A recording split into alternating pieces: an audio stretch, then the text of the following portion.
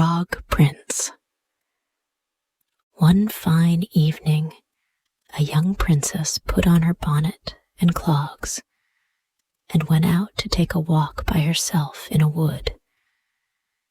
And when she came to a cool spring of water that rose in the midst of it, she sat herself down to rest a while.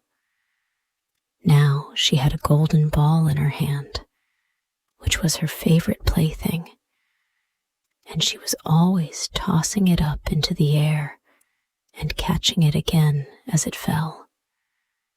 After a time, she threw it up so high that she missed catching it as it fell, and the ball bounded away and rolled along upon the ground, till at last it fell down into the spring. The princess looked into the spring after her ball, but it was very deep, so deep that she could not see the bottom of it. Then she began to bewail her loss, and said, "Alas, if I could only get my ball again, I would give all my fine clothes and jewels and everything that I have in the world." Whilst she was speaking, a frog put its head out of the water and said, "Princess, why do you weep so bitterly?" "Alas," said she, "what can you do for me, you nasty frog?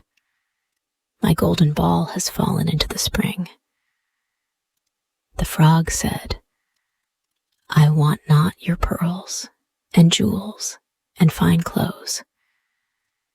But if you will love me and let me live with you and eat from off your golden plate and sleep upon your bed, I will bring you your ball again."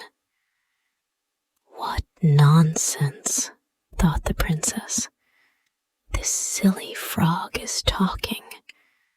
He can never even get out of the spring to visit me, though he may be able to get my ball for me, and therefore I will tell him he shall have what he asks."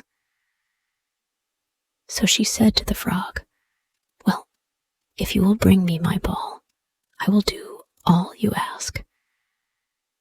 Then the frog put his head down and dived deep under the water, and after a little while he came up again with the ball in his mouth and threw it on the edge of the spring. As soon as the young princess saw her ball, she ran to pick it up, and she was so overjoyed to have it in her hand again that she never thought of the frog, but ran home with it as fast as she could. The frog called after her, "Stay, princess, and take me with you, as you said." But she did not stop to hear a word. The next day, just as the princess had sat down to dinner, she heard a strange noise, tap, tap, plash, plash, as if something was coming up the marble staircase. And soon afterwards, there was a gentle knock at the door, and a little voice cried out and said, "Open the door, my princess dear. Open the door to thy true love here, and mind the words that thou and I said, by the fountain cool in the greenwood shade." Then the princess ran to the door and opened it, and there she saw the frog, whom she had quite forgotten. At this sight, she was sadly frightened, and shutting the door as fast as she could, came back to her seat. The king, her father, seeing that something had frightened her, asked her what was the matter. "There is a nasty frog," said she, "at the door, that lifted my ball for me out of the spring this morning. I told him that he should live with me here, thinking that he could never get out of the spring. But there he is at the door, and he wants to come in. While she was speaking, the frog knocked again at the door and said, "Open the door, my princess dear. Open the door to thy true love here, and mind the words that thou and I said, by the fountain cool in the greenwood shade." Then the king said to the young princess, "As you have given your word, you must keep it. So go and let him in." She did so, and the frog hopped into the room, and then straight on, tap, tap, plash, plash, from the bottom of the room to the top, till he came up close to the table where the princess sat. "Pray lift me upon chair," said he to the princess, "and let me sit next to you." As soon as she had done this, the frog said, "Put your plate nearer to me, that I may eat out of it." This she did, and when he had eaten as much as he could, he said, "Now I am tired. Carry me upstairs and put me into your bed." And the princess, though very unwilling, took him up in her hand and put him upon the pillow of her own bed, where he slept all night long. As soon as it was light, he jumped up, hopped downstairs, and went out of the house. "Now then," thought the princess, "at last he is gone, and I shall be troubled with him no more." But she was mistaken, for when night came again, she heard the same tapping at the door, and the frog came once more and said, "Open the door, my princess dear.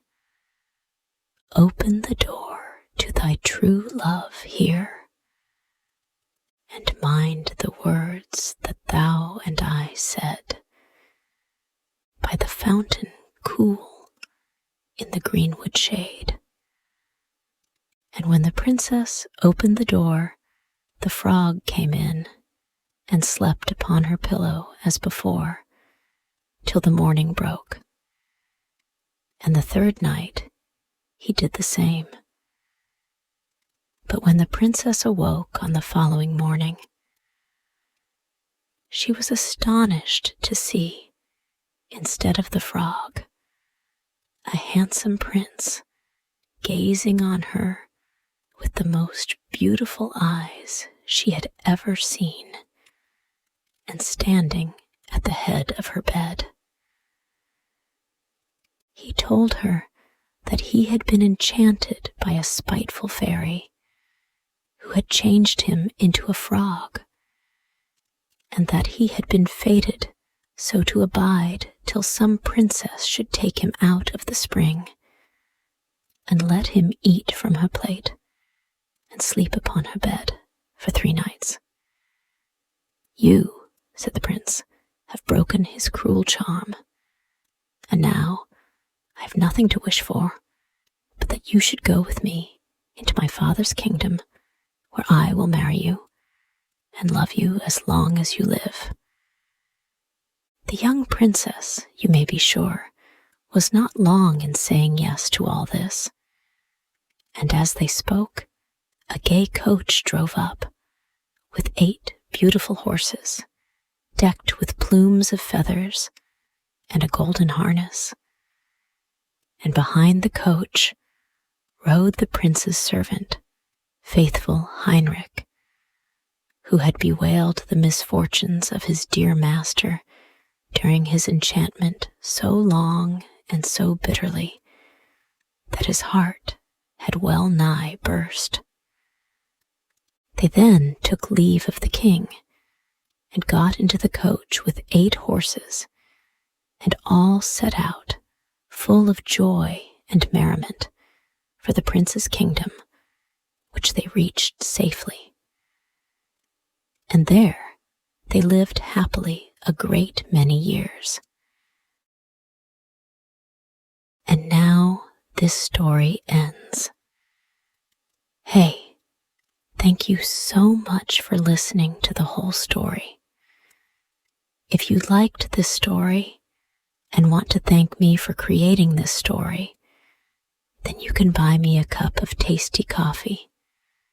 Just join our YouTube channel and be an official member of our family to support us for making even more interesting story videos for you every day.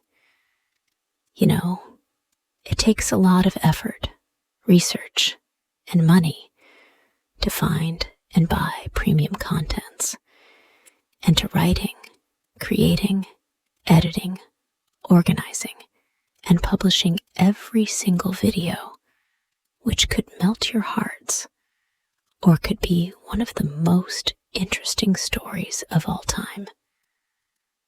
So, hit the like button to save this video. And most importantly, subscribe to our YouTube channel to learn English by watching super interesting English stories every day. Thank you.